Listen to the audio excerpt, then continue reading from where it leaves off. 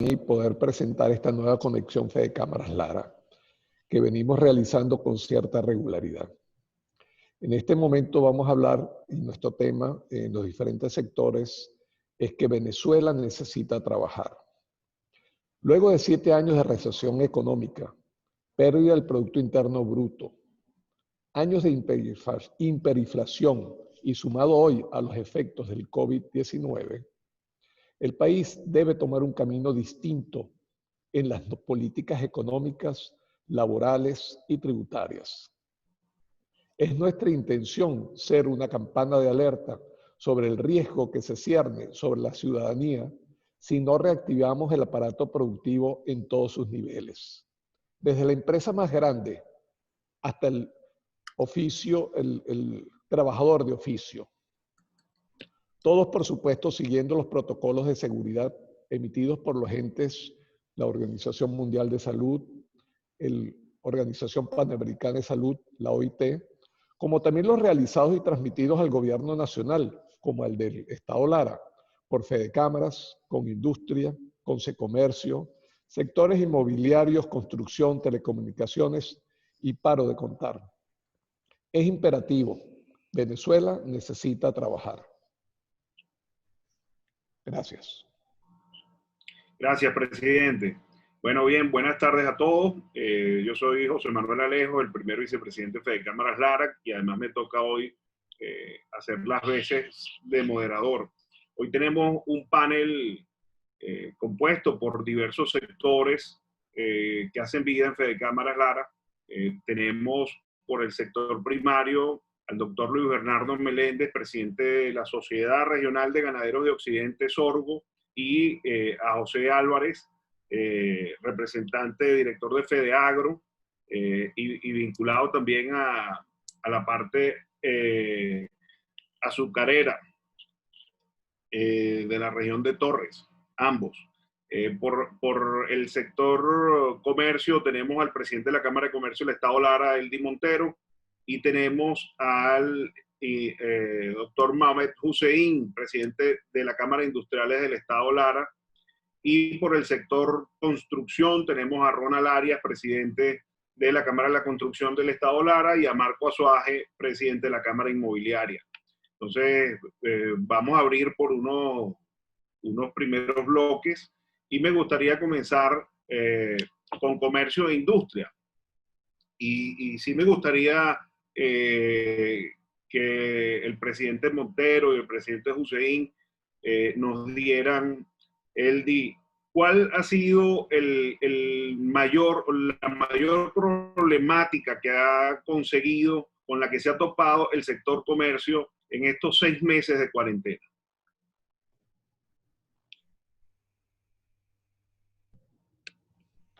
Buenas tardes. Sí, aunado a todo lo que dijo el presidente de Fede Cámaras, Giorgio Reni, yo creo que hay algunas situaciones muy particulares para el comercio que han afectado enormemente la economía regional y nacional, por supuesto. Una de las principales causas que está agobiándonos en este momento es la informalidad. Decimos eso porque la mayoría de los comercios legales que estaban anteriormente situados en el Estado se han ido aproximadamente en un 60-70% hacia la situación informal. De manera tal que esto es una cuestión que anda sin control y que no produce país. Pero bueno, la gente está sobreviviendo. Hoy, 10 de octubre, ya van 179 días de... 10 de septiembre, gracias. Van 179 días, casi no tiene la pandemia. 179 días, casi medio año sin producir. Y la gente tiene que sobrevivir, tiene que llevar su comida a la casa.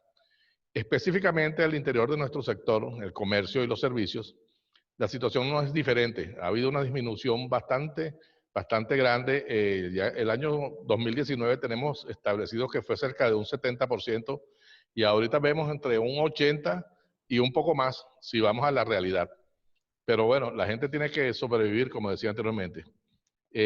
Para que nosotros nos podamos recuperar, Primero, yo creo que tenemos que tratar de establecer un mecanismo que sea bien cónsono con la realidad y que nos permita trabajar permanentemente, de manera tal que haya ingresos con frecuencia y que podamos mantener a nuestra gente, el recurso humano, bien asesorado y establecido, de manera tal que demos un buen resultado.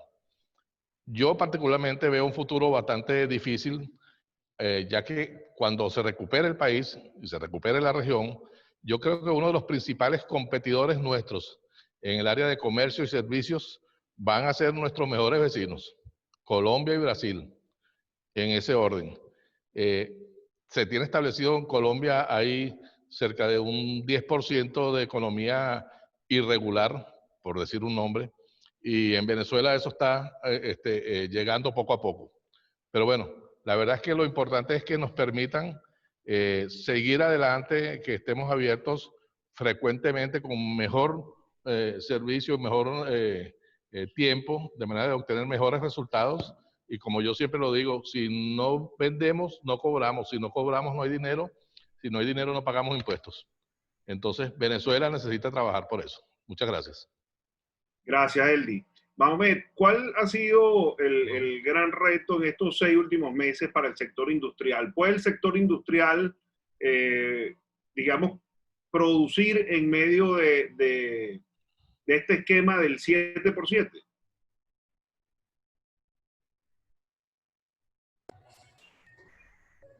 ¿Qué tal, José Manuel? ¿Cómo estás? Verdaderamente la respuesta tiene que ser no. El 7x7 causa enormes trastornos a lo que es realmente el sector industrial. Por una razón muy sencilla, la industria es un aparato relativamente complejo en unos casos y en otros bastante complejo. Hay líneas de fabricación y líneas de producción que tú no puedes estar activando hoy, apagando mañana, volviendo a activar hoy, volviendo a apagar mañana. Son líneas que una vez que engranan y que comienzan a trabajar, pues no deben parar. Este sistema de 7x7, realmente desde el punto de vista nuestro, debe ser inmediatamente corregido. No hay una razón lógica y las cifras, las propias cifras que día a día dan, te dice que no tiene lógica, porque tú no ves cambiar las cifras de una semana a la otra. Tú ves que las cifras se mantienen estables. ¿Qué quiere decir eso? Con el 7% no estamos haciendo absolutamente nada, porque los mismos contagios los tenemos la semana de radicalización que la semana de no radicalización. Lo que estamos haciendo es verdaderamente entorpeciendo la labor productiva. Gracias, Mahomet. Luis Bernardo, ¿cómo afecta al sector ganadero el tema de la cuarentena? Más allá del tema de gasolina, que es un tema que obligatoriamente tendremos que tocar al final, y creo que es un tema transversal que nos ocupa a todos los sectores, pero el tema de la cuarentena, ¿cómo afecta al sector ganadero?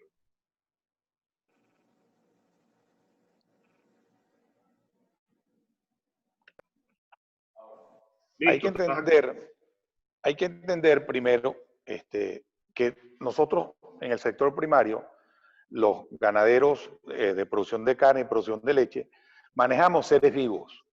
Seres vivos que, como sería nuestra familia, necesitan que alguien los alimente durante todos los días, no con intervalos.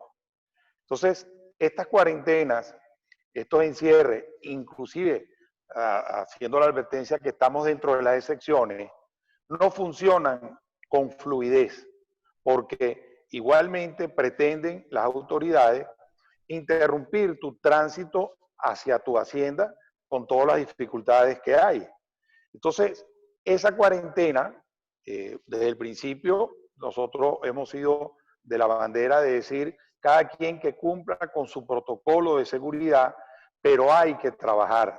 De hecho, la OMS declaró la pandemia, no sé si fue ayer, como endémica. Eso quiere decir que tenemos que vivir con ella. No vale ya ni flexibilidad ni no flexibilidad, sino simplemente vivir con ella todos los días y cumplir protocolos de seguridad para evitar los contagios. Me atrevo a decir que el campo venezolano, con una buena malicia del llanero, de la persona del campo, ha sabido entender que la pandemia hay que evitar su contagio. Y tan es así que el campo no ha sido en números de contagio igual que las ciudades. ¿Por qué? Porque la gente hace su protocolo para evitar la propagación de la pandemia. Con sales, con gárgara, con una serie de cosas que se dan en el campo, y eso es lo que ayuda. Entonces, la cuarentena, en un principio, si esta pandemia no fuera endémica, sería otra cosa. Pero siendo endémica, es vamos a decirle, enemigo al que hay que conocer y saber bailar con ellos. Gracias, Luis Bernardo. Tenemos a Cheo Álvarez por ahí que está solo con audio. Cheo, ¿nos escucha? Sí, José Manuel, ¿tú me escuchas a mí? Sí, sí. Cheo, mira, ¿cómo en el caso, para aprovechar que tú estás con el tema del azúcar, ¿cómo afectó esta última zafra 2019-2020 el tema de la cuarentena que, digamos, llegó a medio camino de la zafra? ¿Cuál fue el impacto de la cuarentena en el sector agrícola? Bueno, mira, buenas tardes, tengan todos. José Manuel, en este sentido, yo creo que en términos general, el sector azucarero del país salió bien librado de este asunto, en el sentido siguiente, que la gran zafra terminó a finales de abril, se puede decir. O sea, las grandes moliendas de caña que se hacen en Portuguesa terminó en finales de abril, y solamente quedó moliendo aquí en el municipio Torres, el Central La Pastora. Pues nosotros hablamos con las autoridades, le hicimos entender que era imposible parar una zafra. Continuamos, hicimos los debidos protocolos necesarios. Estoy de acuerdo con lo que dice Luis Bernardo. Por alguna razón en el campo no se ha visto la proliferación tan grande de esta pandemia, hoy día endémica, como dicen, y logramos hacer la zafra, claro, muy mermada la zafra por otras razones, pero la logramos terminar. Y así fue aquí en el municipio Torres, que sí terminó, apenas acaba de terminar hace 15 días. Ahora, lo decía Mahomet Hussein, viene la parte del problema fabril.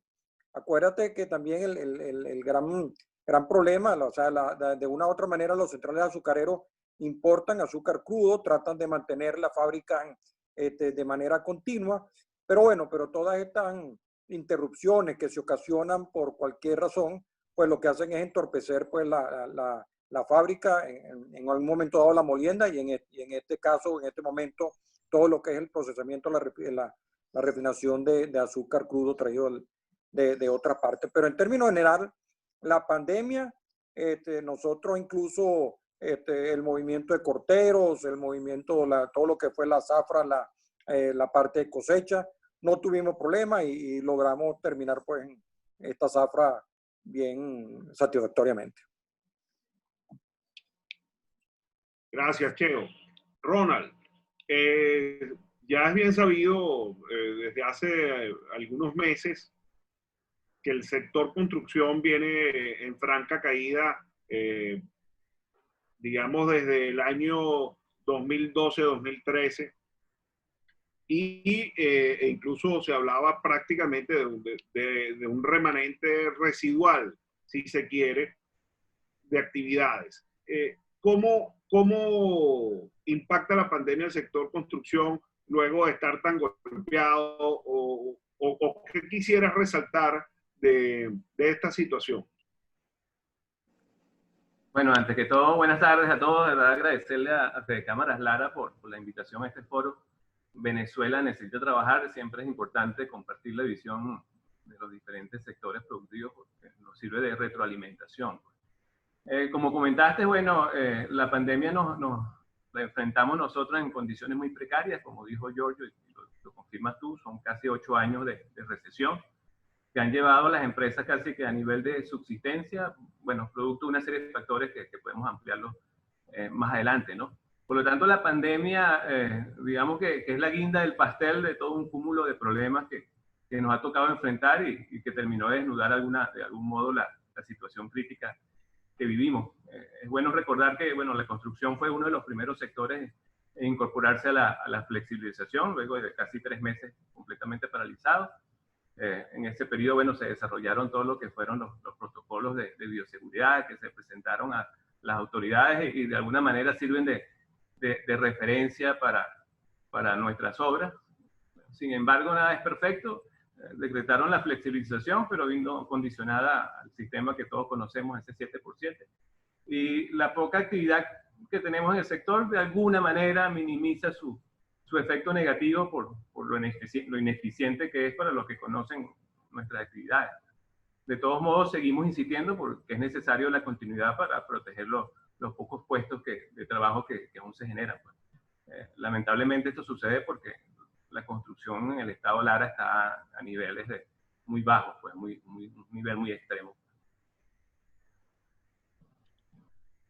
Gracias, Ronald. Bueno, teníamos invitado al presidente Marco Azuaje, pero tenía un problema y está uno de los vicepresidentes conectado, pero me dice que tiene un problema con el micrófono. Entonces voy a volver con nuestro amigo Eldi. Eldi, hablabas de que uno de los principales problemas que ha enfrentado el sector comercio era el tema de la informalidad y que necesitaban abrir frecuentemente. ¿A qué específicamente te refieres con el tema de la informalidad?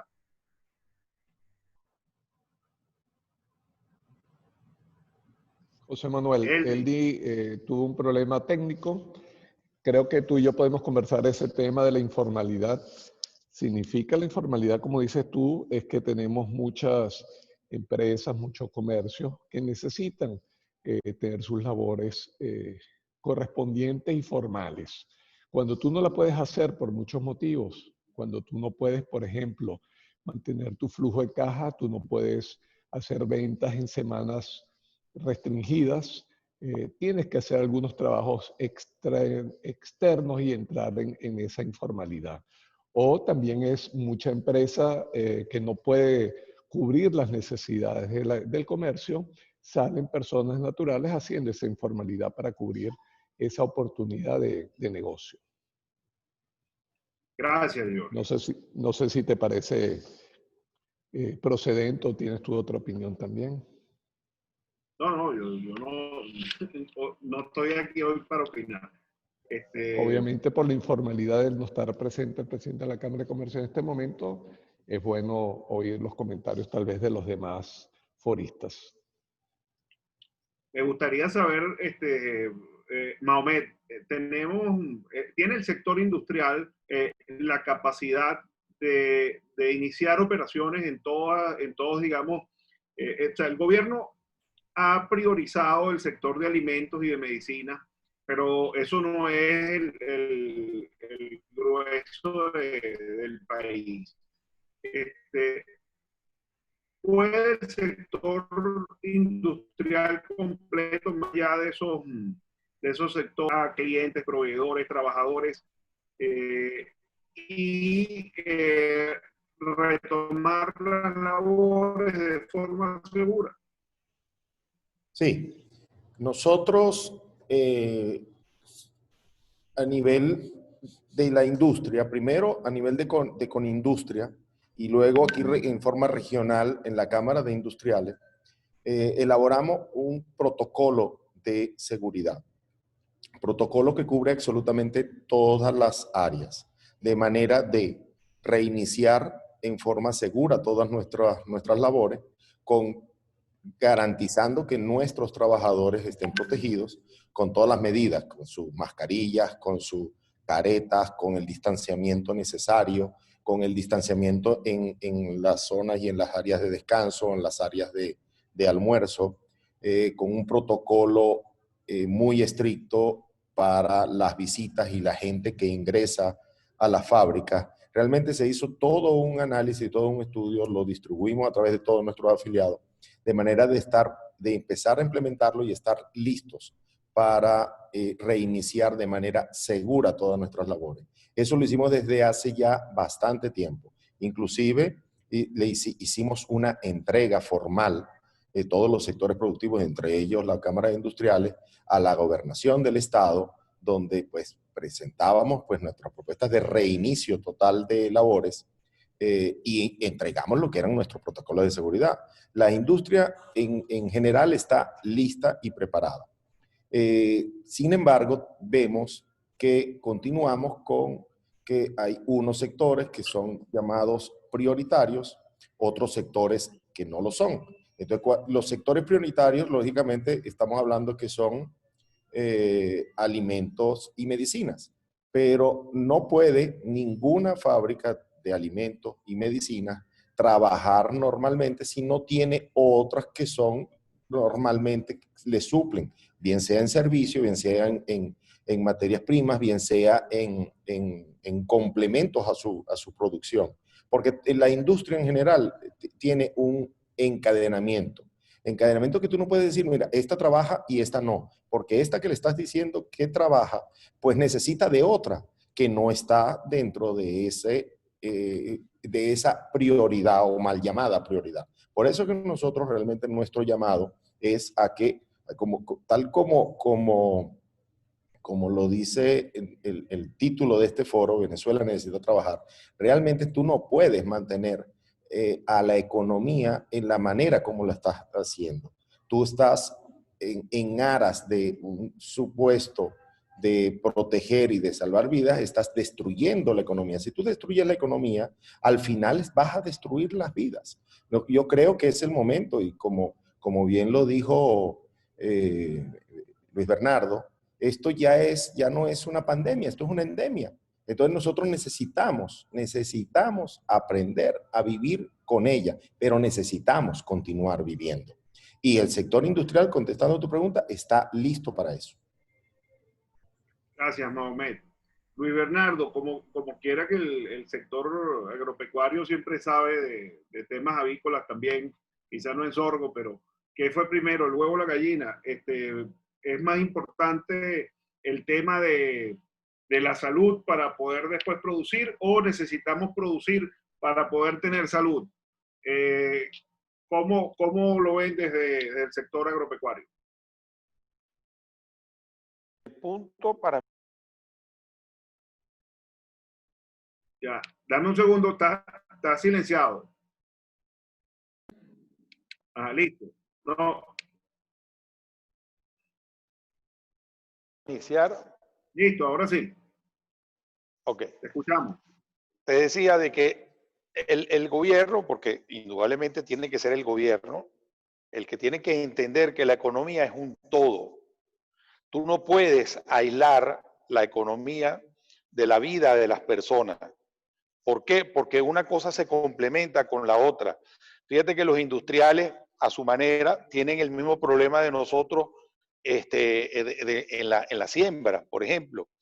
¿Cómo vas a sembrar tú una semana sí y una semana no? Entonces, en esta semana que no siembras, llueve y dejaste de sembrar. Entonces, hay un tiempo, hay un ciclo y hay una continuidad. Entonces, volviendo al concepto del todo, el gobierno tiene que superar ese miedo a mantener las personas encerradas, creyendo que con eso van a curar la pandemia. Entonces, está claro que tenemos que trabajar, cohabitar, vivir, producir con la pandemia. Y todo el mundo con protocolos de seguridad para evitar la expansión. Pero hay que verlo como un todo. Es obligante dejar trabajar y que trabajemos, porque los índices de alimentación y de producción de comida, cada vez que ocurren estos bajones o escasez absoluta de combustible, tú tienes que, o cualquiera debe entender, de que el encarecimiento del producto viene dado por el encarecimiento de la obtención del combustible que tú le vayas a echar la unidad para transportar el producto final. Entonces, cuando hay esas escaseces, se producen unos costos que ya se están viendo en los productos que llevan a Caracas. Y eso no quiere decir que no se debe trabajar, hay que seguir trabajando. Lo importante es que el gobierno entienda la apertura que tiene que hacer obligatorio para poder vivir, trabajar y convivir. Gracias, Luis Bernardo. Cheo, ¿de qué forma el sector agrícola y qué manejan en FEDEAGRO desde dónde podemos, del sector privado, cómo se puede apoyar la labor natural que tiene el Estado de, digamos, resguardar el tema sanitario, la salud de las personas? ¿Cómo podemos apoyar desde el sector agrícola a esa responsabilidad que tiene el Estado frente a esta pandemia que, como decía Luis Bernardo, siendo ya endémica, vamos a tener que convivir con ella durante un buen tiempo? No, mira, José Manuel, te repito, definitivamente los números en el área del agro en general, del campo, son muchísimos menores por lo que uno ve y uno palpa. Repito, nosotros hemos podido realizar labores sin tener el efecto pandemia realmente como una amenaza directa, pues, y realmente fuerte. Yo creo que más preocupante, y podríamos hablar de esto un poco más adelante, si así lo tienes previsto tú, más preocupante ha sido el tema del combustible, que en estos momentos sí nos tiene bien preocupado ese tema. De la parte esta de los protocolos que se siguieron al comienzo, bien sea de la siembra en el ciclo de invierno o bien sea de la zafra. En el ciclo de invierno me refiero a todo lo que es cereales, e incluso a hortaliza. La pandemia yo no la he visto como un problema en el sector agrícola en general en el país. Todo lo contrario, el combustible sí está marcando una pauta y una marca bien complicada. Sí, así es, y ese tema lo vamos a tocar en el segundo bloque. Le damos la bienvenida al presidente de la Cámara Inmobiliaria del Estado Lara, el señor Marco Azuaje, quien ya superó sus problemas técnicos y se acaba de conectar. Marco, ¿estás ahí?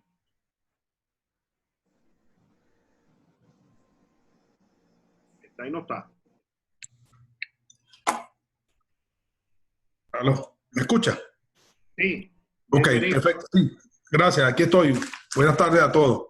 Marco, aprovechamos para preguntarte, ¿cómo ha sido el impacto en el sector inmobiliario de esta cuarentena, estos casi 6 meses de cuarentena que ya tenemos, que estamos por cumplir? ¿Cómo ha impactado al sector? Caramba, mira, el sector ha sido impactado de una manera fenomenal, por decirlo así, pero extremadamente. Tenemos el problema de todo, movilidad por la gasolina, ¿verdad? Nuestro trabajo, pues, más que todo es mostrar los inmuebles. Y si no podemos trasladarnos a mostrar los inmuebles, pues nuestro producto, que es ese, nos cuesta venderlo. Otro problema que tenemos es el problema de registro. Los registros están trabajando solamente 3 días a la semana, solamente 2 semanas en el mes, lo que también nos ha traído muchos problemas por la cuestión de la firma de los documentos. Y otro problema que tenemos es la alcaldía. Pues la alcaldía solamente está trabajando el CEMAP y Catastro no está trabajando, y hacer algunos trámites se ha hecho prácticamente imposible, entre comillas, muy costoso. Si lo puedes pagar, es que lo puedes resolver. Si no, pues no está trabajando la alcaldía. Y eso pues nos ha afectado a todos nuestros afiliados, quienes se han visto de verdad muy golpeados con esta crisis. Y las operaciones pues están muy bajas, aparte de que por sí ya las teníamos bastante complicadas, José Manuel. Gracias, Marco. Okay. Ronald, ¿de qué forma puede el sector construcción, siendo que siempre fue un multiplicador, digamos, a nivel económico, y siempre se decía que el sector construcción, después del petrolero, cuando todavía éramos un estado petrolero, tenía un efecto multiplicador en la economía. ¿De qué forma pudiera el sector construcción en el marco de esta pandemia endémica representar o aportar para la recuperación de la economía venezolana? Bueno, fíjate que muchos entes, digamos, multilaterales, entre ellos el Banco Internacional de Desarrollo, hablan que la construcción es la clave para salir de la crisis pues, post-pandémica, si la pudiéramos llamar así.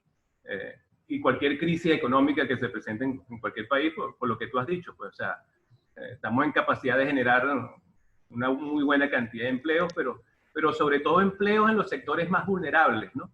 Que es lo importante, de gente menos preparada que lamentablemente no puede acceder a otro tipo de trabajo. Pero además de eso, como lo dijiste, dinamizamos otros sectores como el transporte, el comercio, de la electricidad y hasta la industria, pues, en todo caso. Entonces, de verdad que el sector construcción en pleno ejercicio de sus actividades pudiera ser capaz de resolver. Pues. Siempre se ha hablado de que la construcción absorbe más o menos un 8 o un 10% de las personas que están, digamos, en capacidad o en ejercicio de trabajo de la población nacional. Entonces, es bien importante esos números. Pues. Lamentablemente, bueno, es una situación que tiene que ver para esa recuperación no solamente las capacidades que podamos tener como sector, o sea, dependemos de muchos factores que bueno, todos sabemos pues, que es necesario. A veces podemos hablar de que podemos tener aquí alguna alternativa para solucionar algo puntual, pero simplemente la vamos a mitigar mientras exista toda esta situación que estamos viviendo. Pues como dijimos, no es una crisis nada más biosanitaria y económica, sino que también humanitaria. Entonces ya es necesario, urgente, llegar a acuerdos políticos para llegar, digamos, a resolver de alguna manera y lograr cierta reactivación económica y apoyo de inversiones, pues, que es lo más necesario. Mientras no tengamos digamos, ese punto resuelto, no podemos, digamos, todos los sectores, pues, de alguna manera ayudar a resolver la situación que estamos viviendo. Gracias, Ronald. Voy con Marco de nuevo, que a lo mejor está todavía ahí con problemas técnicos, pero como se nos unió tarde, me gustaría preguntarle, Marco, Francisco López, el presidente de la Cámara Inmobiliaria de Venezuela, ha mencionado un par de oportunidades, al menos en algunas entrevistas, el tema de las firmas digitales. Y bueno, en Venezuela existe una ley de datos, mensajes y firmas electrónicas desde hace casi ya 20 años. ¿Es viable hacer eso? ¿De qué forma el sector puede impulsar ese letargo que mencionaba a nivel del cierre de los registros o incluso de los trámites de las diferentes alcaldías? ¿De qué forma el sector puede aportar una solución para que las alcaldías y el SAREN en este caso avancen en ese sentido? Bueno, yo creo que una solución sería tratar de reunirse con el alcalde, hablar con él, cuestión de que por lo menos la división de catastro empiece a trabajar, porque no se explica porque ellos por lo menos no trabajan algunos días en la semana para por lo menos poder tramitar lo que son las cédulas o las fichas catastrales y algunos otros recaudos que son necesarios para los inmuebles. Solamente los que están recibiendo el pago. Hasta para tramitar la solvencia es problemático. Lo del SAREN, Francisco se ha estado reuniendo en el SAREN, tratando de conseguir con ellos lo de la firma digital, es que podamos a través del SAREN tener como un acceso a través de la Cámara, donde los afiliados vienen, se hace un documento privado y nosotros lo enviamos al SAREN vía web y el SAREN nos responde con una numeración, con un código que nos dan como que se tomó en cuenta el documento y en los registros entonces hacen una nota. Eso es lo que se está tramitando, inclusive diciéndole que pueden hasta elaborar una planilla de una parte de anticipo en base a los emolumentos que se cobran en el registro, que es la planilla PUP. una manera de tratar de buscar que podamos solventar problemas de los registros, porque la mayoría de las personas temen comprar un inmueble en este momento porque no pueden firmar en el registro, y como por las notarías tampoco se permite, otra salida podría ser que nuevamente permitan que uno pueda habilitar en la notaría y firmar también un documento, mientras tú puedes tener la solvencia municipal en algunos registros que la piden, o la cédula catastral que sí la piden en todo. Pero una vuelta podría ser esa. Entonces, él está en esas reuniones. Yo le planteé ayer inclusive lo de la notaría, porque anteriormente tú podías firmar los documentos y después los registrabas. Eso lo suspendieron. Lo suspendieron de que los documentos que tenían tradición registral se firmaran por la notaría, y solamente aquellos ejidos o títulos supletorios previa autorización de la alcaldía se pudieran hacer por notaría. Esa podría ser otra salida, por lo menos para efectos de que en el SAREN nos permitan hacer las operaciones. Gracias, Marco. A la orden, presidente. Mahomet, el horario que se ha impuesto a nivel regional, que en algunos estados incluso es mucho más drástico, pero toca por lo menos un horario restringido en las semanas de cuarentena, donde tienes actividades hasta las 2 de la tarde. ¿Cómo ha sido o cuál sería la propuesta? ¿Cuál es el horario ideal? O si se debe restringir un horario que se ha pensado en la industria, para que la industria pueda trabajar y pueda producir.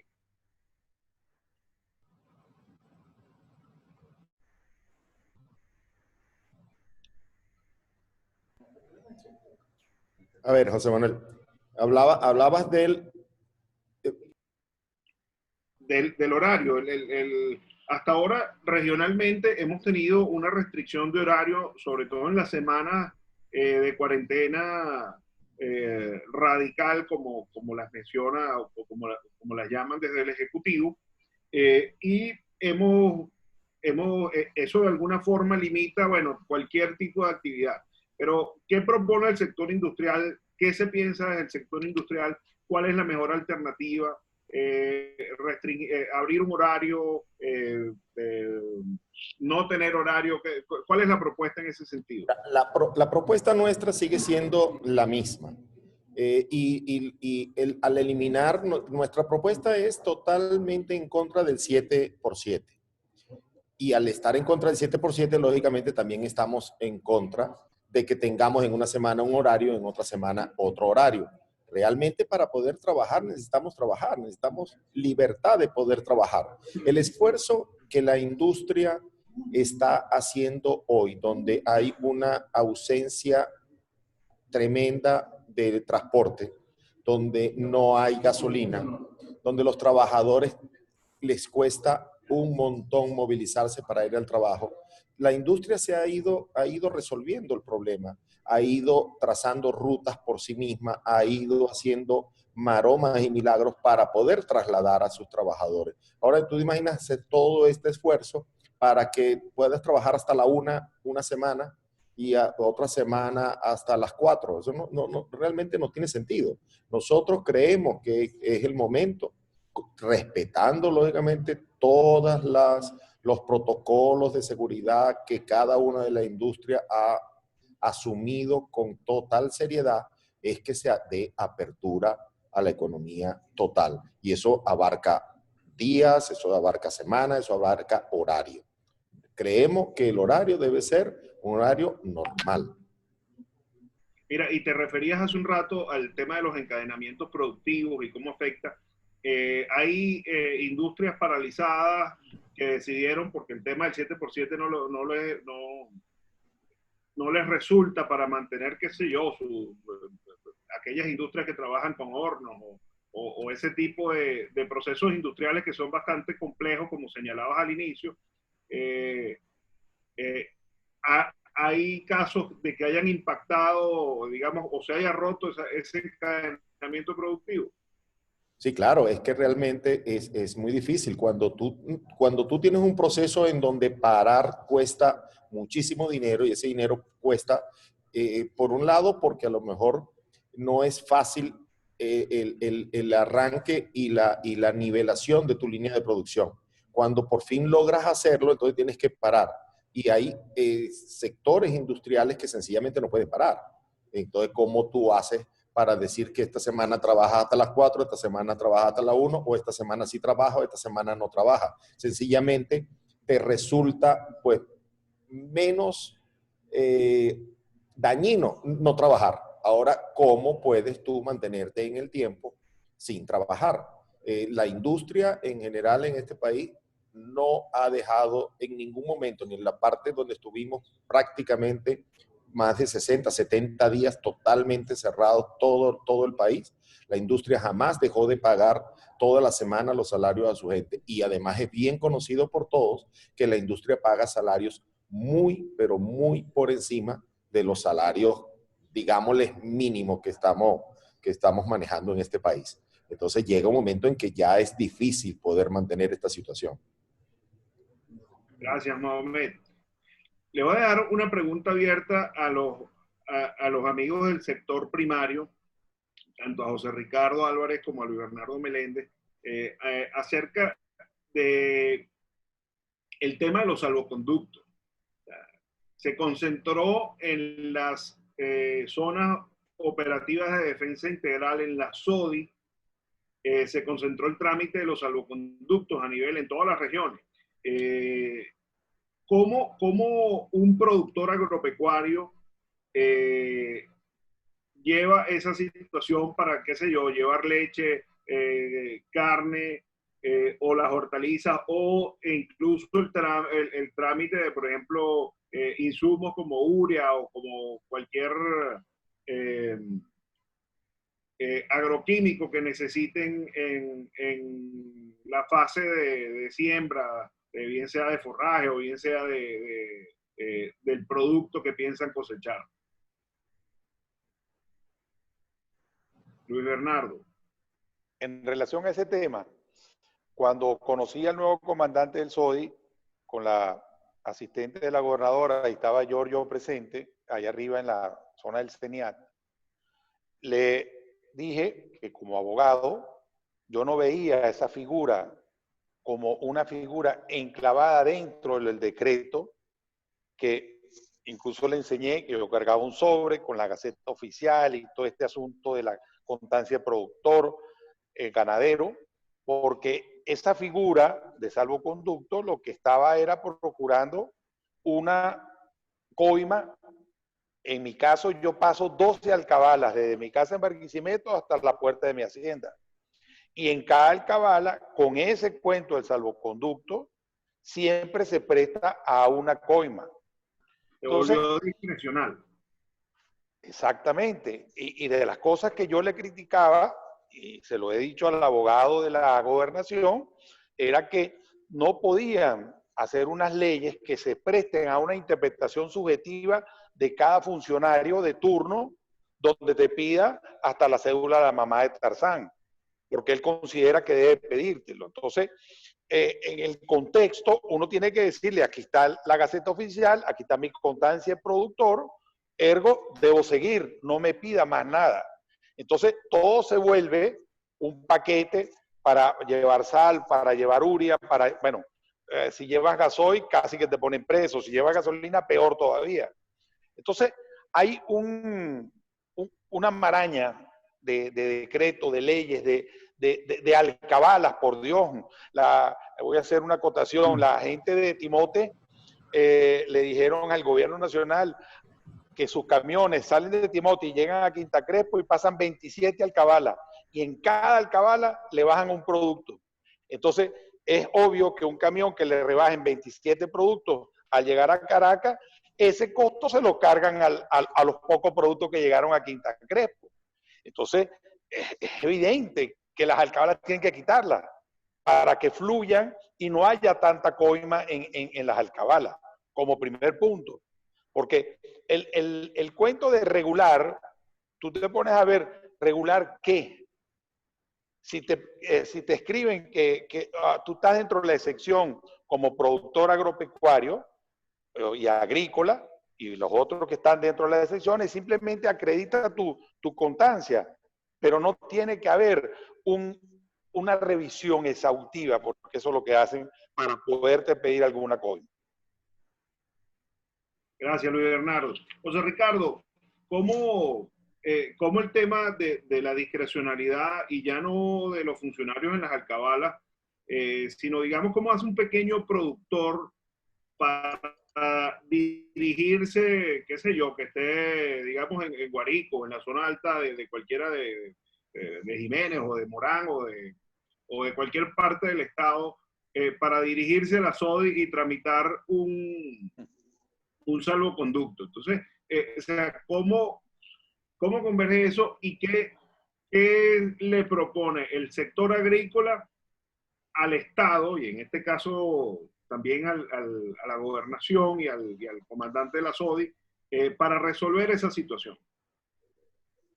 Yo creo que Luis Bernardo expresó muy bien este punto y lo expresó desde un punto de vista legal y las implicaciones de ley que tiene estas trabas, que lo que hacen es pues entorpecer más y hacer que los funcionarios tengan excusas como para poder pedir las coimas que llama Luis.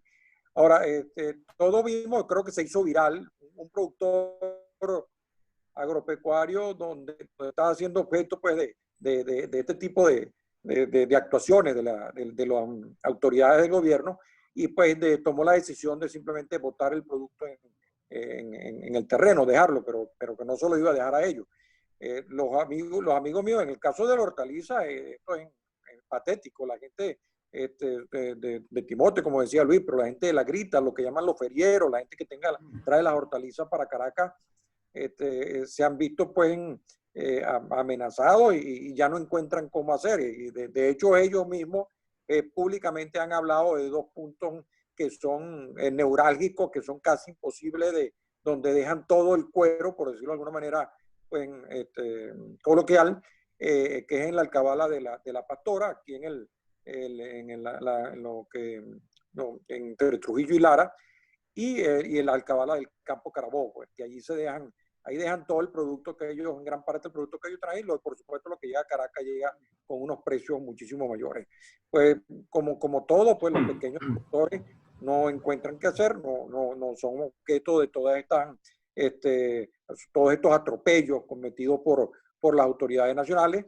Y bueno, hay que buscar la vía legal, buscar formas para que precisamente no darle a esta gente, a estas autoridades, pie para que ellos, a través de algunos decretos mal fundados o mal realizados legalmente o jurídicamente, pues ellos puedan hacer lo que les venga en gana. Es bien complicado. Nosotros estamos muy preocupados con el asunto de todo lo que está pasando con la hortaliza, pero también todo lo que viene ahorita con la cosecha de los cereales, ahorita en septiembre, en octubre, que viene el asunto fuerte. Bueno, ¿en qué va a parar todo esto? Gracias, José Ricardo. Creo que todos han tocado, y lo decía yo al inicio, que esto es un tema transversal que nos toca a diestra y siniestra a lo largo y ancho del país, el tema de la gasolina. Y más que hacerle una pregunta a alguien, me gustaría más bien abrir un foro con ustedes sobre las dificultades del tema del combustible, cómo ven el tema que se habla incluso de eventuales sanciones, además sobre el tema del diésel. Tenemos una industria prácticamente en el suelo, luego de ser una de las mayores empresas o de las empresas petroleras más grandes del mundo, hoy prácticamente está en el piso. Y esta mañana leía, o ayer leía, una información de que incluso va a estar fuera de circulación una de las plantas de craqueo catalítico de producción de gasolina. ¿Cómo? Me gustaría que dieran su opinión, o sea, además de cómo los impacta a cada uno en el sector, cómo ven el tema de esa sanción eventual sobre el diésel y qué salidas vemos desde el sector privado. No sé quién quiere comenzar. Luis Bernardo, a ver qué le pica la mano. Y está Ronald también. Tengo a Luis Bernardo y a Ronald. Adelante, Luis Bernardo. Ok, fíjate, yo le pediría, y tiene que ser el gobierno, porque no hay de otra, ¿no? Que hablen con claridad en relación al aspecto del combustible. Porque una cosa es prepararte para cuando no hay combustible y otra cosa es estar trabajando pensando que va a llegar algo de combustible.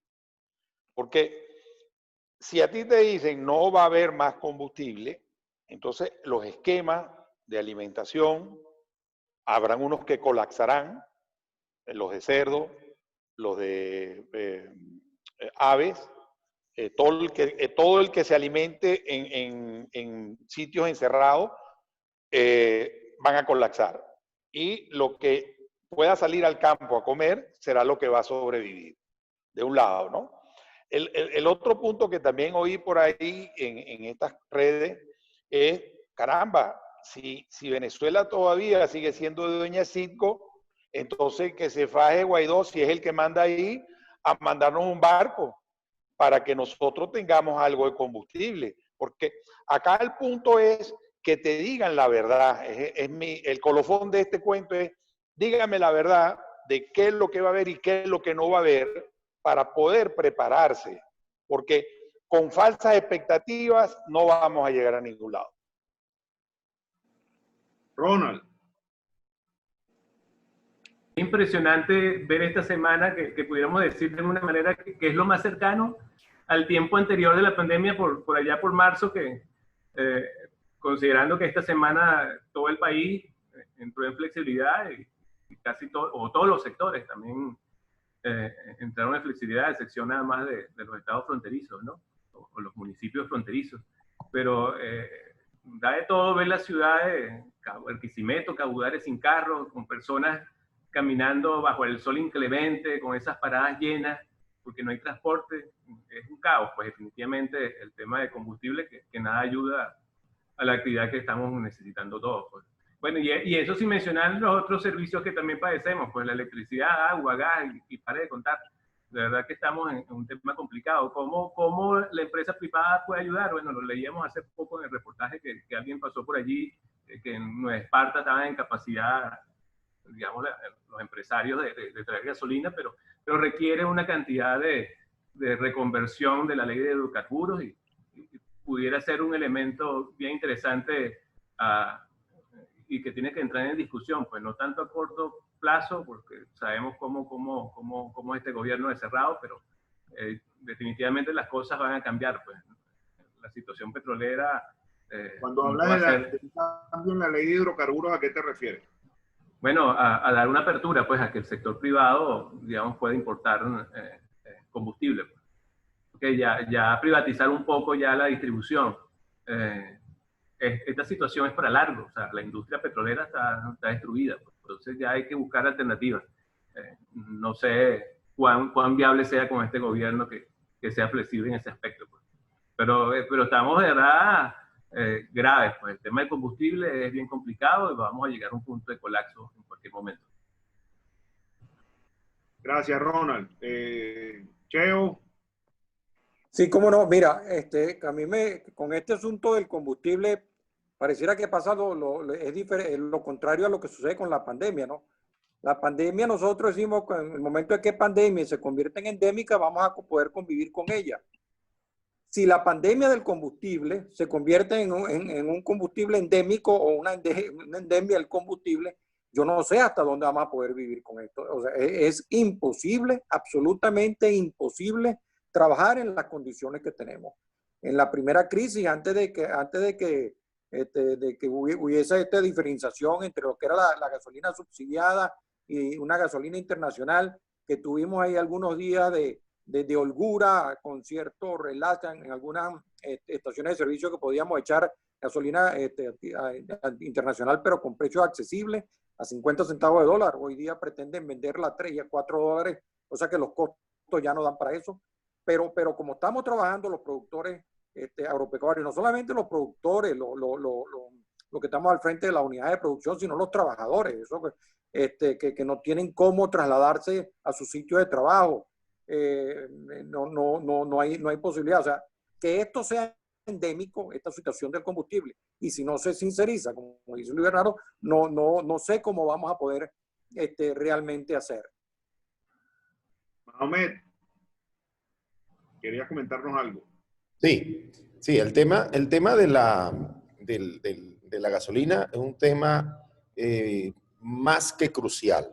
Por ejemplo, el no tener gasolina, el no tener gasoil, recuerda, todo el traslado de producto en este país se hace por vía de carretera, por vía de camiones, la mayoría con diésel, pero no solamente el transporte, es que la propia acción fabril, hay montones de procesos productivos que requieren combustible para trabajar, que requieren una caldera pues necesita trabajar con gasoil o necesita trabajar con gas, ambos con una escasez impresionante. Entonces yo creo que es momento de decir, epa, yo puedo resolver este problema. Ok, no puedo resolver este problema y todo lo que tenemos viviendo desde el mes de marzo con problemas graves y serios de combustible, te indican que no están en condiciones de resolverlo. Entonces, si no estás en condiciones de resolverlo, realiza una verdadera apertura, permite que los particulares, bajo cierto esquema y regulación, todo lo que tú quieras. El Estado está para eso, para regular, pero no para hacer y para asumir para sí el monopolio de las cosas, el monopolio de las cosas que además no estás en capacidad de hacer y de resolver. Entonces, realiza una apertura, permite que particulares hagan su importación, hagan su distribución y que se venda a los precios internacionales. Ya está. Y, hoy por hoy, cuando tú tienes que pagar a 3 o a 4 dólares el litro de gasolina, eso es más caro que en la parte más cara del mundo. Y el problema mayor es cuando tú ves entonces gente caminando, los vehículos vueltos leña, y al final quien más está sufriendo en todas estas cosas es a quien tú pregonas y dices que vas a proteger, que es al pueblo. Es al final el que sigue, el que paga verdaderamente los platos rotos de toda esta desgracia que estamos viviendo. Gracias, Mohamed. Marco, ¿quería apuntar algo en este tema?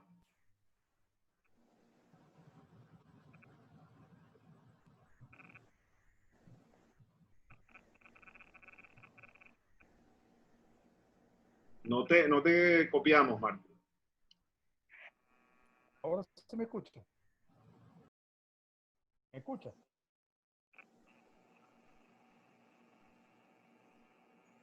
Tienes el micrófono activo, Marco, pero no se te escucha. Sí, lo tengo activo, pero ¿ahora? Nada, muy lejos.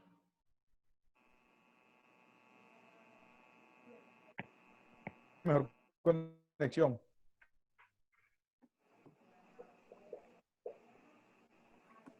Antes ¿Ahora no me escucha? Sí, ahora sí. Ahora sí, ok. Bueno, ayer conversábamos en reunión de directiva ese punto, fíjate tú, del problema de la gasolina, que ahora también la gente se le da por llamar a los asesores y corredores inmobiliarios, te hace cita y después que tú llegas al sitio, la gente te llama, ay, tuve un problema y no puedo ir. Entonces imagínate tú con ese problema de la gasolina, que cuesta moverse. Es indispensable pues que haya un consenso y que se hable a ver en qué el Estado organiza mejor el sistema de la gasolina. El problema que tienen todos, fíjate tú lo que dice Mohamed, lo que dice la gente del agro, pues esa bendita matraca en todas las alcabalas hasta que llegan aquí a Quitacrepo, pues encarece los productos. Para nosotros, el área de nosotros, pues lo indispensable es que registro y notaría y la alcaldía empiecen a trabajar. Por lo menos los registros podrían trabajar toda la semana o podrían trabajar los 5 días de la semana, sí, la semana no. Para mí personalmente la cuarentena no tiene sentido, yo no le veo sentido. Aquí en Estados Unidos no hay cuarentena, aquí la gente sale a trabajar, lo que hay que conservar las medidas, mascarilla y lavarse las manos. Entonces, yo no le veo el sentido a la cuarentena en realidad. Nosotros lo que solicitamos es eso, que la alcaldía trabaje y que trabajen los registros y las notarías y bueno, que el problema de la gasolina por supuesto es grave para todos. Gracias, Marco. Luis Bernardo quería contar algo ahí, yo lo atajé un poquito. Y tenemos una pregunta en el chat para Luis Bernardo específicamente. Angélica Alameda le pregunta, dice, buenas tardes, saludos a todos y gracias por tan excelentes consideraciones. Mi pregunta va directamente hacia Luis Bernardo, ya que en su intervención nombró el rubro de ganadería y cerdos. Bajo su óptica, ¿cómo ve el mercado para este próximo trimestre? ¿Es rentable seguir?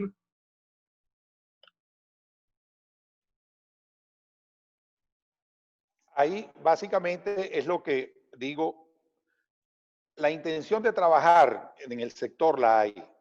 Lo que pasa es que ahí va a chocar la intención con la realidad. Si tú tienes intención en el sector porcino, en el sector ganadero, de seguir produciendo, lo vas a hacer, pero si no hay un combustible que te acarree de allá para acá la comida y de aquí para acá y de aquí para allá el producto, entonces va a ser un fracaso. Ahí donde insisto, el que el gobierno tiene que ser claro, diáfano, en decir si va a haber o no va a haber. Fíjate que y el cuento que quería acotar acá es que la frontera con Colombia es muy dinámica, es una frontera viva. Ya hay en los WhatsApp videos donde ahora la gasolina viene del río Limón, es de Colombia para Venezuela. Antes era de aquí para allá, ahora viene de allá para acá. Entonces, eso es un engranaje de lo que creo que Ronald también lo habló, de una apertura. Es decir, que importen gasolina la parte privada, no el gobierno, pero que haya ese combustible para que la economía de producción, de industria, de todo lo que es la economía en un globo, no se pare. Tanto Ronald como Luis Bernardo y Mahomet han tocado el tema de la privatización del sector. Ronald mencionaba una modificación a la ley de hidrocarburos para permitir la importación, la distribución y la comercialización por parte de privados, que hoy es reservada al Estado en la figura de PDVSA. Y de hecho, el tema de la sanción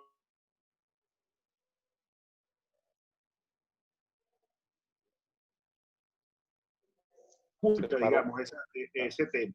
Incluso se habla de ese intercambio de diésel por petróleo crudo que ha tenido con Reliance la petrolera india, de que se pondría más duro, y ahí es donde la pregunta que les hacía ahora. ¿Ustedes creen, por otro lado, disculpen, hay también unas propuestas, digamos, desde el sector privado participar como en una suerte de comités que monitoreen hacia dónde va el combustible? ¿Ustedes creen que eso es factible, que nosotros deberíamos estar participando de esa manera, o deberíamos plantarnos para exigir esa privatización del sector, y cómo es viable además acometerla? ¿Te refieres a esa mesa técnica que se estaba planteando para reunirse con la gobernación y hacer el seguimiento a la distribución de las gandolas? Y cualquier otra propuesta que se le preste. Sí, no, a mí no me parece viable, pues es una manera de lavarle la cara y trasladarnos a nosotros un poco el problema, ¿no? Así sucedió a principios de año, cuando todos los días veíamos protestas y tomas de carretera por el tema del gas, y la gobernadora puso esto, lo del gas Lara, y a formalizar que se pagaba y se lo llevaban. Fíjense lo que está pasando, ya tienen 5 a 6 meses que no reciben gas y toda la gente está, digamos, de alguna manera apaciguada, nadie se queja, más allá de cosas puntuales, pues. Pero no estoy de acuerdo en ese punto, pues, digamos, de participar y hacerle seguimiento a la distribución actual que no se cumple tampoco, pues, de paso.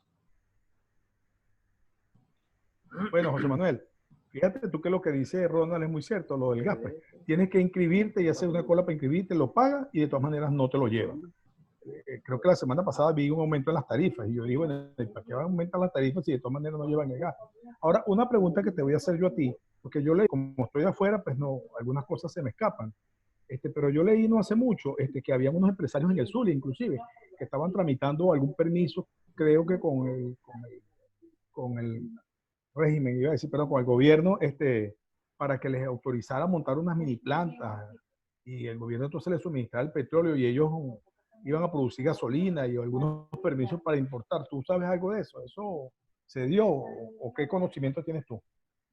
No, yo no tengo conocimiento al respecto y entiendo además que hay una ley de hidrocarburos y una ley de distribución de combustibles líquidos que también dificulta esa situación, aunque no sería la primera vez que la ley queda a un lado y priva una acción específica, bien sea por una resolución ministerial o incluso un recurso de interpretación en el TCJ.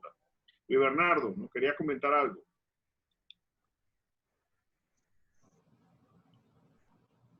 Ok. Sí, sí, ahora sí. No, simplemente ratificar que coloquialmente de zapatero a tus zapatos. Eso es una función de gobierno, nosotros somos productores y no debemos asumir funciones de gobierno. El gobierno que se encargue de hacer su labor y nosotros de producir. Cheo, no sé si quieres agregar algo más en este punto. O nuestro presidente Giorgio Reni. No, realmente yo creo que un punto está bien aclarado. Es bien preocupante la situación del combustible. Si no se le da una salida a esto en un futuro muy cercano, pues yo no sé qué puede ocurrir con la cosecha del maíz, del sorgo, qué puede seguir ocurriendo con las hortalizas. Un problema, pero gravísimo, que hay que buscarle la solución. Bueno, ojalá el asunto de qué gobierno, si será Guaidó o Maduro, no sé, pero definitivamente habrá que llegar a un acuerdo político de tal manera que se nos permita y se nos permita trabajar y como dice el título de este foro, de este panel, pues que simplemente queremos y debemos trabajar y se nos debe permitir trabajar, porque si no, ¿qué va a pasar con la población de este país? Bueno, gracias, Cheo. Yo diría lo mismo que dijeron las mayorías, no tengo ningún otro información distinta ni opinión distinta. Yo sí creo que debemos velar porque se cumpla lo que dice el gobierno, pero no como partícipe junto con el gobierno, sino hacer una auditoría externa y donde veamos situaciones irregulares que no deben ser, debemos denunciarlas. Y siento que también tenemos que tener claridad en la información, como lo dijeron hace un rato, que nos digan claramente qué es lo que va a ocurrir, qué planes tienen, para poder nosotros colaborar de alguna manera y ayudar. Porque el gobierno hoy en día ya no tiene el mismo poder que tenía antes como Estado todopoderoso petrolero. Ahorita, para poder salir de la situación que estamos viviendo en Venezuela, nos necesitamos todos. No importa el color del partido, no importa el género, no importa el color de la piel que tengamos. Tenemos que trabajar juntos en una misma línea, eso sí, en compañerismo. No es que yo voy a sentarme contigo por oírte nada más lo que tú digas y lo que tú digas es lo correcto. Tenemos que trabajar en conjunto y buscar las mejores soluciones. Gracias, presidente. Bueno, de mi parte, agradecerle a todos ustedes en nombre de Fede Cámaras Lara, a José Ricardo, a Luis Bernardo, a Mahomet, a Ronald, a Eldi, a Marco. Saludar aquí a nuestro segundo vicepresidente, Omar Montero, y bueno, a tanta gente que se conectó, se fue. Veo por ahí a Maritza Viñoles de Puerto Ordaz. Saludos, Maritza. A Ernesto Romero. Lady, Kaira, bueno, agradecidos por su conexión y los estaremos esperando en una próxima conexión Fede Cámara. Gracias por asistir. Gracias a todos. Saludos. Nos vemos pronto. Saludos a todos. Buenas tardes.